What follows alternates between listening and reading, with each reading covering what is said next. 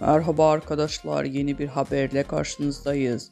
Hande Erçel ve Barış Arduç sete çıktı.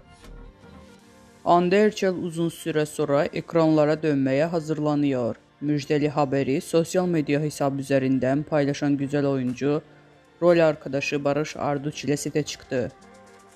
Başrollerinde oynayan Barış Arduç ve Hande Erçel'in paylaştığı Rüzgara Bırak adlı romantik filmin çekimleri başladı.